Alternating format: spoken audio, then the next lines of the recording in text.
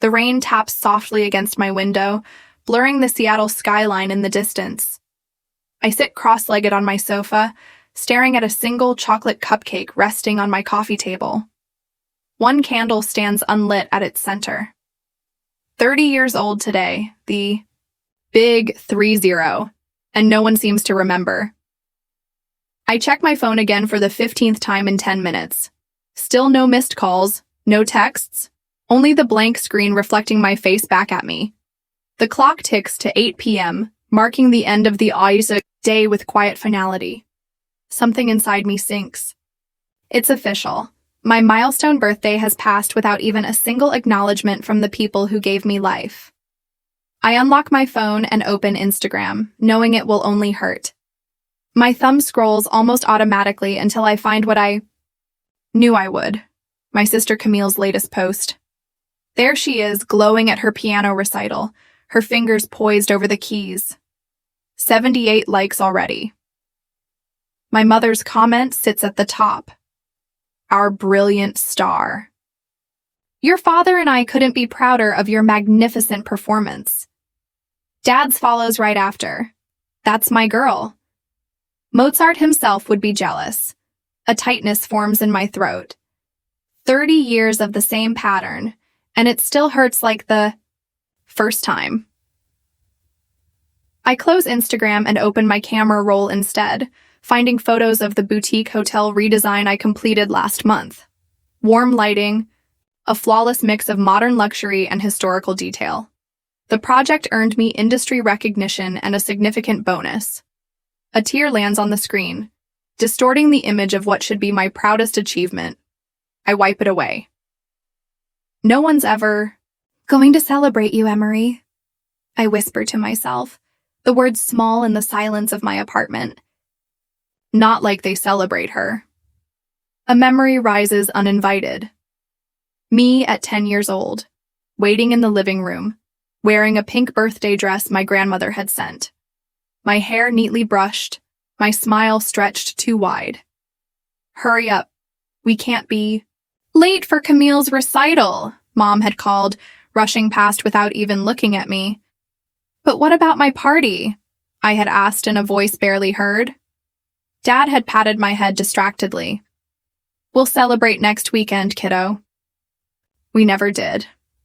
That was when I first learned to fade into the background of my own life, to expect nothing, to be grateful for less, to watch Camille shine while I clapped from the shadows. Another tear falls, and I brush it away, frustrated with myself. I'm 30, not 10. I should be past this by now. The cupcake sits untouched, its frosting stiff from waiting. I reach for it, then pause. What exactly am I celebrating? Another year of being invisible? Another milestone ignored? No. Not this time. I straighten my shoulders and open my laptop. My bank account balance flashes on the screen.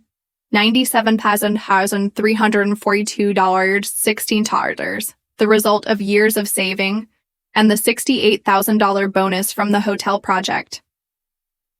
Money no one knows about because no one ever asks. I stare at the numbers, my finger hovering over my phone. The thought forming feels reckless, even dangerous. And yet, for the first time tonight, my heart beats with something other than disappointment. I press call. Seattle Audi, this is Trevor speaking. How may I help you? A cheerful voice answers. Hi, I reply, my voice steadier than expected. Do you have any Q5s available? We do. Several models. Were you interested in a test drive? I glance at the cupcake, the silent phone, the rain-streaked window. Actually, I say, I'm thinking about buying one, today. There's a pause. Today? Well, we're open for another hour. I'd be happy to start the paperwork if you're serious. I am, I reply, feeling a determination rise within me. Very serious. I end the call and stand. My reflection in the glass startles me, spine straight, chin lifted, eyes holding a glimmer of defiance. If they won't celebrate me, I tell the reflection. I'll celebrate myself. I grab my keys and wallet, leaving the cupcake behind. The rain has stopped, and somewhere above the clouds, there may even be stars. For the first time in 30 years, I'm giving myself the gift I deserve. Have you ever had to celebrate your own milestone because no one else remembered? Share your thoughts in the comments. 40 minutes later, the Audi dealership glows under bright spotlights, the showroom floor gleaming like wet pavement. I push through the glass doors, my heart racing. A man in a crisp shirt approaches with a practiced smile. Welcome to Seattle Audi. I'm Trevor. His handshake is confident. What brings you in tonight? I called earlier about the Q5, I reply, keeping my voice steady. I'd like to buy one, today. Surprise flickers across his face, but he nods. Of course, let me show you our selection. He leads me through rows of sleek vehicles reflecting the lights above. In the corner, a midnight blue Q5 seems to wait just for me. I run my fingers along its polished surface, my reflection bending in the glossy paint. A woman with purpose in her step. I can start the paperwork if you'd like to test drive it first. Trevor offers, but I shake my head. This is mine to handle. In the finance office, a woman with silver-streaked hair slides documents across a polished desk. When we reach the payment section, she looks up. How would you like to finance this purchase? I'll be putting down $60,000 in cash, I reply. The words feel almost foreign. I'll finance the rest. Her eyebrows lift slightly, a small sign of surprise I've learned to recognize. People rarely expect much from me. That's quite an amount, she says, tapping at her keyboard. May I ask your profession, Ms. Blake? Interior architect. I just completed a boutique hotel redesign. I leave out the details about recognition or the bonus. Let them wonder. My hand trembles slightly as I sign the final papers, though my resolve holds steady. The key fob feels heavy, real, mine. Congratulations on your new Audi. Trevor escorts me to the car, standing proudly beside it as if he had helped create it. In the deep blue paint, I catch my reflection again. The overhead lights form a halo around my figure. For a moment, I hardly know myself. My posture, my expression, something has changed. Back home, I park in front of my apartment, unable to resist looking back at the car as I walk inside. Under the streetlights, it seems almost defiant. Inside, I grab my phone, hovering over Instagram. My finger pauses on the camera icon before I pull on my jacket and head back outside. This moment deserves to be done properly. Half an hour later, I'm at Cary Park. The Seattle skyline glows, the Space Needle shining against the night. I position the Audi carefully with the city lights behind it, adjusting until the angle is perfect. The midnight blue reflects the city like a mirror.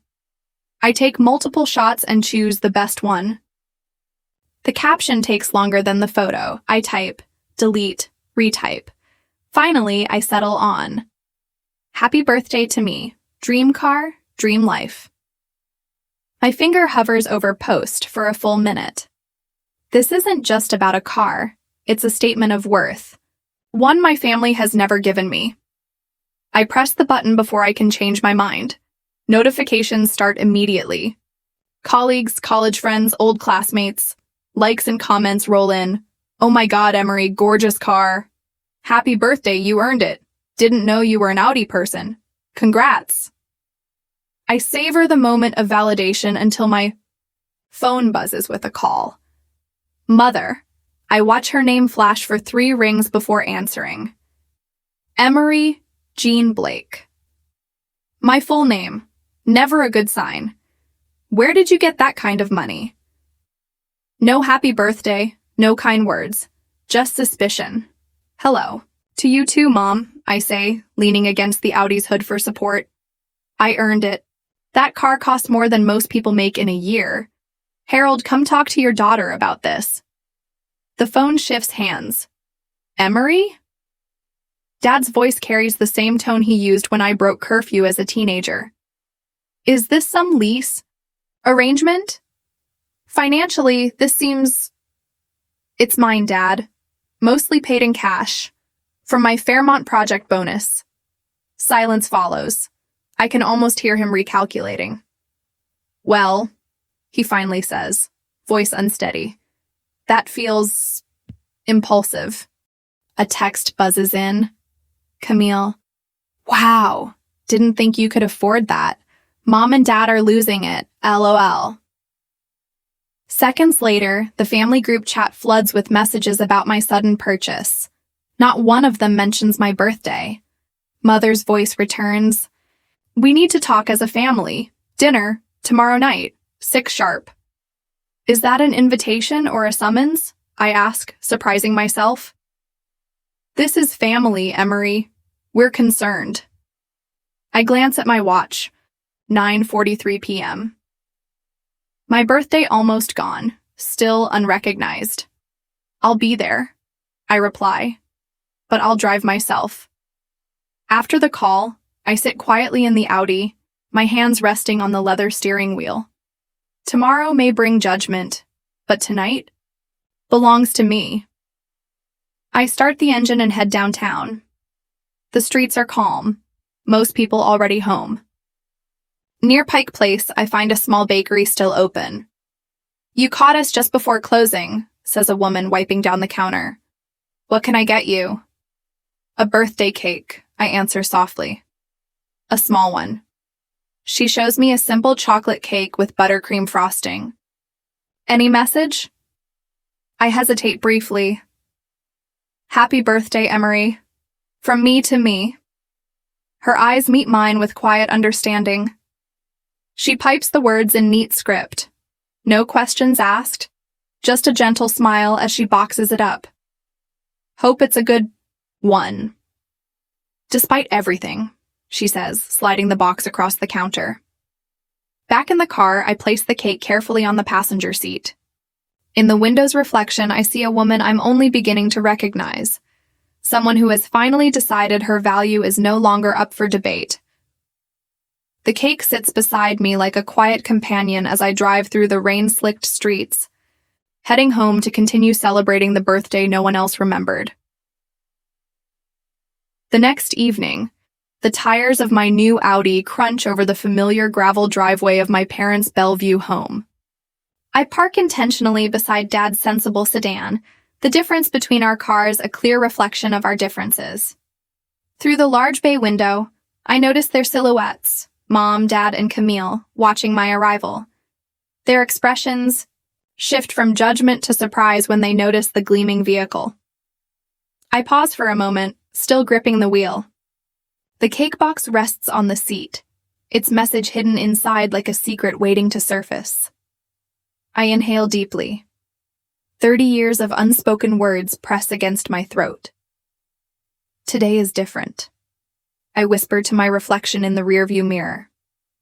Gathering. The cake box. I step into the cool evening air. Mom opens the front door before I reach it. Emery! What a surprise! Her eyes flick toward the Audi, then back to my face. Come in. Dinner's almost ready. Dad waits in the foyer, arms crossed. That's quite a vehicle you've got there. Yes. At Island. I offer nothing more as I brush past him, holding the cake box carefully in front of me. Camille lingers nearby, her curiosity mixed with unease. Hey, nice car. The dining room looks unchanged. The polished maple table where countless milestones have been celebrated, most of them Camille's. Crystal glasses reflect the glow of Mom's chandelier. The table is set with fine china, the kind reserved for special occasions. Never mine. Merlot? Mom asks, already pouring. Just water, thanks. I want a clear head for what lies ahead. Dad takes his usual seat at the head of the table, secure in his position. So, Emery, that car must have cost you Financing is a trap these days. Dealers will say anything to make you sign. I sip my water. No financing. Most of it was paid up front. The silence that follows feels heavy, pressing into the room. Mom distracts herself with serving pot roast, her specialty, while Dad clears his throat more than once. Camille glances between us, sensing the tension. The Thompson Hotel project must have gone well, Camille offers, reaching for the salt. It did. I cut a small piece of meat. The client was very pleased. Hotels are risky these days, Dad mutters, stabbing a carrot with his fork. Tourism shifts. You should be saving for retirement, not spending on depreciating assets. Harold. Mom cautions gently. What? I'm only saying what any responsible parent would. These big purchases at her age. I keep eating steadily, letting his comments roll past me. The same dismissal, just in new form. I've heard versions of this my whole life. My choice of school, too costly. My apartment, in the wrong area. My career, unstable. Dinner continues, with polite small talk. Weather, Camille's upcoming recital, the neighbor's renovation. Not once does anyone mention my birthday. When we finish, I rise and bring the cake box from the sideboard. The table grows silent as I place it in the center directly under the chandelier. Slowly, I lift the lid. Happy birthday, Emery. From me to me, reads the white frosting in elegant script. Mom gasps, hand covering her mouth. Oh, Emery, we don't... My voice comes out steady. For 30 years, my birthdays were overlooked, while Camille's were celebrated like royalty. Dad shifts uncomfortably. Now that's not fair, isn't it? I meet his eyes. My 16th birthday, you gave me a grocery store cake. Camille had a catered party with 50 guests. Mom's eyes fill with tears. We never meant... My 20th birthday fell on Camille's graduation. Not only was I forgotten, you scheduled a vacation to celebrate her and left me behind to watch the house. No one even noticed. Camille's eyes widen. I never knew that.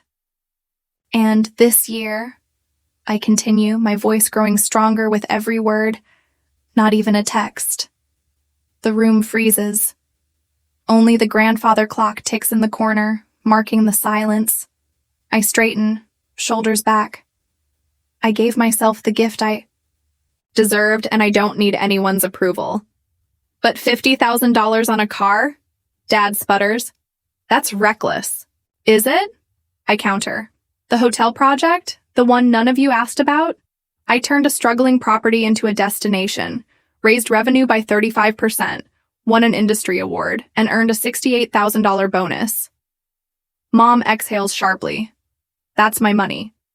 Earned through my skill and effort. After decades of being invisible here, I decided to recognize my own worth. Mom dabs her eyes with a napkin. We never wanted to make you feel that way. It's not about intent, I reply evenly, though my heart races. It's about 30 years of consistent actions. It's about building a family dynamic where one child mattered and the other didn't. Dad stares at his plate, uncharacteristically silent. Camille reaches out, then pulls back. I never realized. I was so caught up in the attention. I should have seen it. Yes, you should have, I say, my words sharper than intended, but I don't apologize. But you weren't the architect of this family. You only benefited from it. I turn back to my parents. I don't need you to start celebrating me now. That moment is long gone. What I need is for you to understand that I celebrate myself. I value myself. And I won't apologize for it. Dad clears his throat. Emery, families are complicated. We've always been proud of you. Have you? When was the last time you came to one of my design exhibits? When did you ever place a photo of my projects next to Camille's recital? Programs on the mantle? When did you ever introduce me first when meeting new people? Mom's tears stream freely now. Dad looks shaken, as if he's only seeing me clearly for the first time. I rise, picking up my purse. I'm not asking for apologies or promises to change. I'm simply stating facts. The balance in this family has been broken for 3 decades, and I've finally stopped pretending it's normal. I close the cake box and leave it in the center of the table. It's chocolate, Dad's favorite. My smile feels unfamiliar. Consider it my birthday gift to all of you. Raindrops scatter across my windshield like tiny diamonds, each reflecting the lights of Seattle. I guide my Audi through quiet streets, fingers gripping the leather wheel. With every mile between me and my parents' Bellevue house, the tightness in my chest eases. The scene replays in my mind. The cake box, their faces, the silence that followed my words. For 30 years, my birthdays were forgotten while Camille's milestones were celebrated like royalty. My voice hadn't trembled. Not once. I passed the space. Needle glowing against the night. From certain angles, it looks like a UFO hovering above downtown. Tonight, it feels like a signal, a reminder that sometimes you must rise to impossible heights to be seen. When I reach my apartment, I sit in the car for a few minutes, watching raindrops race down the glass. The leather still smells new. The dashboard glows soft blue in the dark. This car isn't just transport, it's proof I can give myself what no one else ever did. Inside, the same furniture and art greet me, but the space feels changed, as if the woman who left this morning is not the same as the one who returned. My phone buzzes. Then again, and again. I pour a glass of wine before checking. 3 messages from Mom, 1 from Dad, 1 from Camille. Mom first. We never meant to hurt you. Please understand. Second, we love both our girls equally. Always have. Third, please call me back. We need to talk as a family. Dad's is short, uneasy. Family unity matters more than any misunderstanding. Let's not let this divide us. Misunderstanding. As if 3 decades of neglect were a simple mistake. I sip my wine and open Camille's message. Can we meet tomorrow? Just us. Coffee at Elm Street near Pike Place at 10? I stare at her words for a long time. Of all the responses, hers is the one I never expected. My thumb hovers, then I type, I'll be there. To my parents, I send nothing. Morning arrives with fog drifting over Elliott Bay. I get to the cafe 10 minutes early and choose a window seat to watch for Camille. She enters 5 minutes late, her perfect posture obvious even in casual clothes. Our eyes meet, and something in her look catches me. Vulnerability I've rarely seen in her. I got you a latte, I say as she sits. Thanks. She wraps her hands around the cup but doesn't drink. Her voice breaks. Tears fill. Her eyes, I freeze, shocked. In 30 years, I've seen Camille cry only twice. When she broke her wrist at 14, and when she got into Juilliard. I never saw it until now, she whispers. She blinks rapidly. I was so caught up in my own life. Her confession hangs heavy. Between us, the first honest words we've shared as adults. Did you really never notice? All those years? My voice is softer than I intend. Camille stares at her untouched coffee.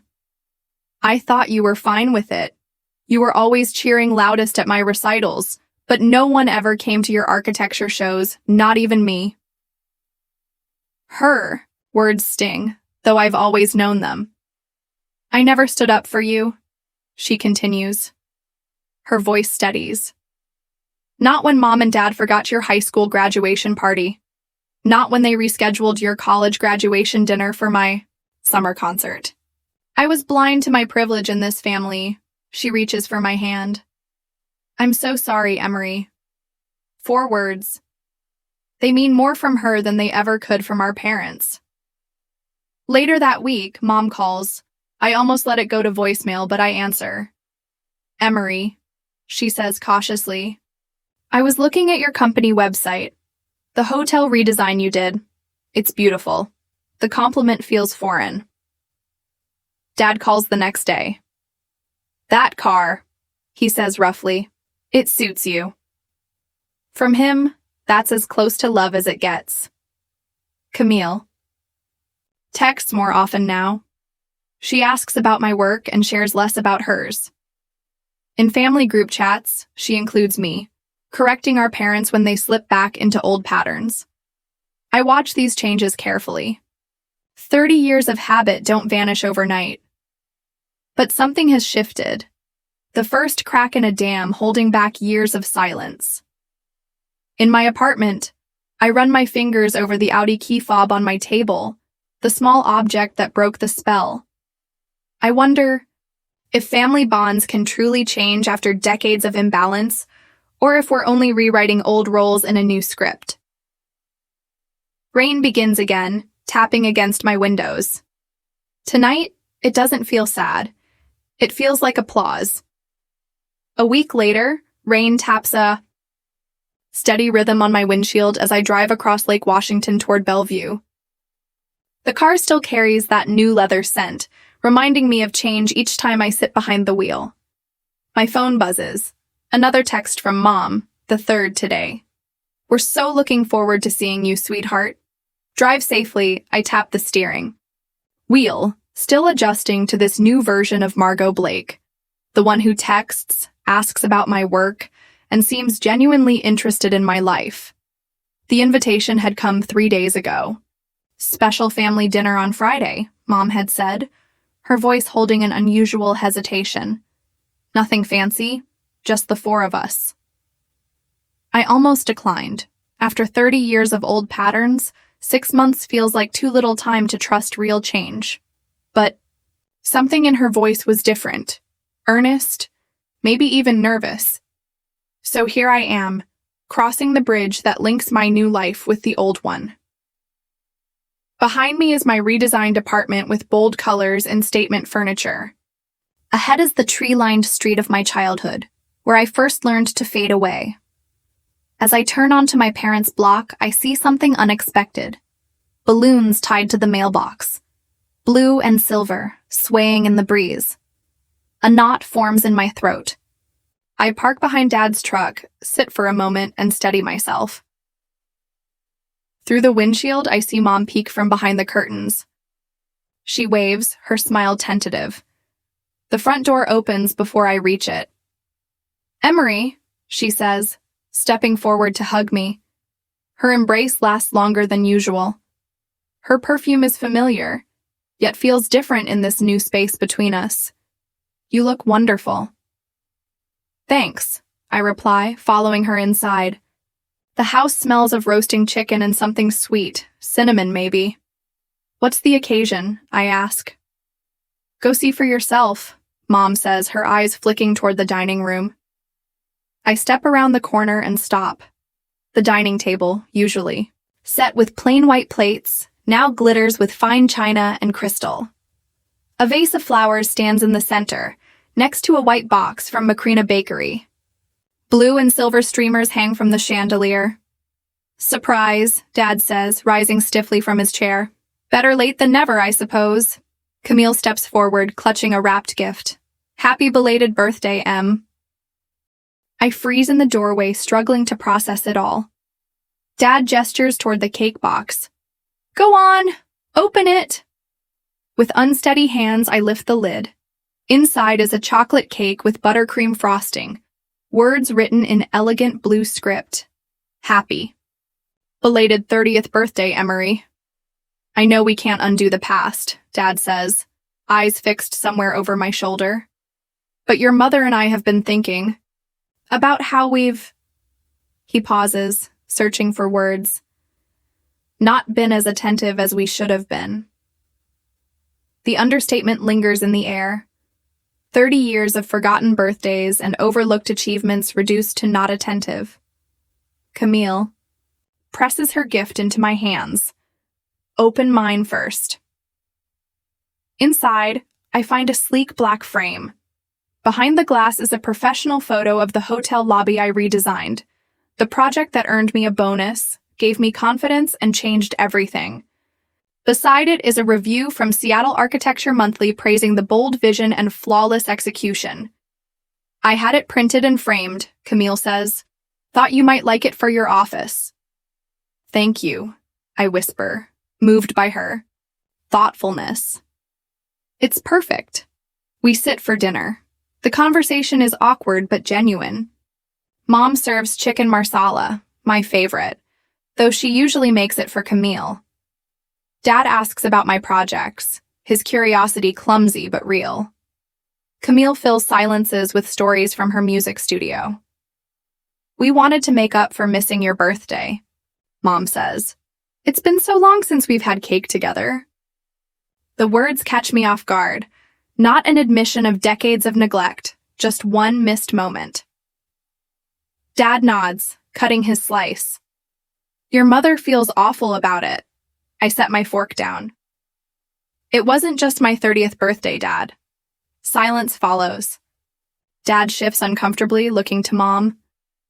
I know, Mom says at last. We've missed a lot. Made you feel less important? Second place, I say softly. Or no place at all. The half-eaten cake sits on our plates as I continue. I appreciate tonight, I really do. But I need you to understand. I'm not looking for makeup celebrations or guilt-driven gestures. I look at each of them. Dad, who still doesn't fully grasp my career. Mom, who tries but often misses the core of it. Camille, who seems genuinely sorry. What I want is respect. Recognition that I exist, that my work matters, that my place in this family means something. Of course. You count, Emery, Dad says. You always have. Have I? I ask. When was the last time you came to one of my exhibitions or asked about my career without me bringing it up first?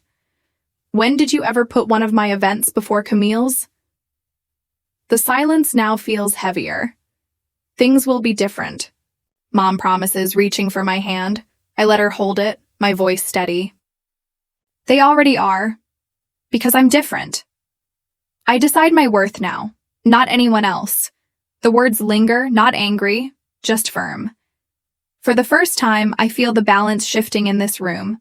I'm no longer the overlooked daughter hoping for scraps of attention, but a woman setting her own terms. Fair enough, Dad says at last, nodding slowly. We've got some catching up to do. Camille lifts her water glass. To new beginnings and better birthdays? I raise mine to meet hers, looking around the table at my flawed but trying family. They aren't here because I pressured them with a car purchase, but because my act of self-respect showed them who I really am. The cake tastes sweet. Not perfect, but enough. Like this moment. Not everything I once dreamed, but maybe all I need. To new boundaries, I add firmly. And to celebrating ourselves when no one else remembers to. A year later, the gentle ping of my phone wakes me. I squint at the screen, surprised to see a text from Dad. Happy birthday, Emery. Hope it's a good one. Simple, direct. Nothing like last year's silence. More messages arrive as I get ready. Mom. Sent flowers. Camille wants lunch. My colleagues have planned something at the office. The contrast with my 30th birthday hits me like sunlight after storms. Sliding into my Audi, I run my hand over the leather wheel. For a year, this car has reminded me of the moment I chose to value myself. Today, it carries me toward a birthday others finally remember. At the design firm, my team surprises me with champagne and a towering chocolate cake. My assistant, Ben, raises a toast. To Emery, whose redesign of the Harborview Hotel just earned us the Westlake Tower contract. The client specifically asked for you. The praise washes over me, and I accept it without shrinking. Last year, I would have deflected. Today, I simply lift my glass. Thank you all. I couldn't ask for better colleagues. Later, Camille meets me at our favorite waterfront restaurant. She seems different, more attentive, less wrapped up in herself. I reserved the best view, she says, leading me to a window seat over Elliott Bay. She hands me a small wrapped box. Inside is a silver compass pendant with a card for the woman who found her own direction. It's perfect, I say, touched. Camille reaches across the table. I've been thinking about what you said last year, about always being invisible.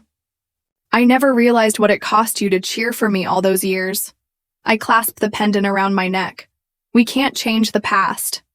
No, she agrees softly. But I can do better now. After lunch, I drive to Cary Park Viewpoint. The Seattle skyline stretches before me, the Space Needle piercing a clear September sky. My phone rings. Mom. Happy birthday, sweetheart, she says warmly. Did you get the flowers?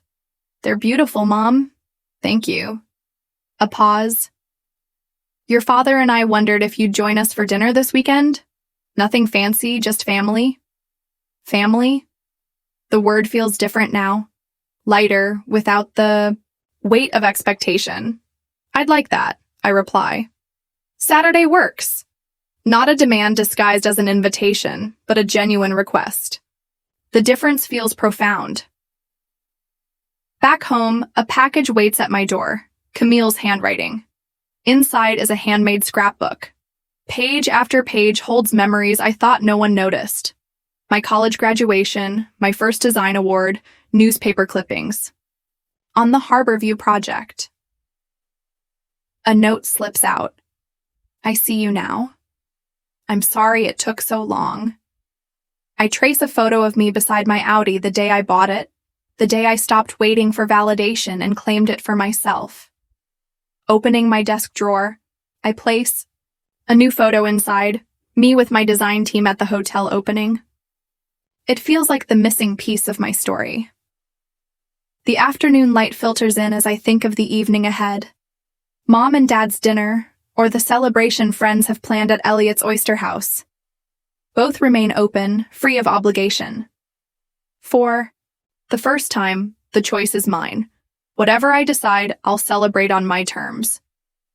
Standing before the mirror, I fasten Camille's compass around my neck.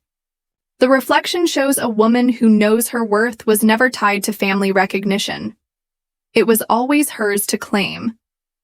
My car keys glint on the counter. The Audi wasn't just a purchase, it was a declaration. A promise that I would never again wait for others to define my milestones. Some gifts don't just change what you own, they change who you become.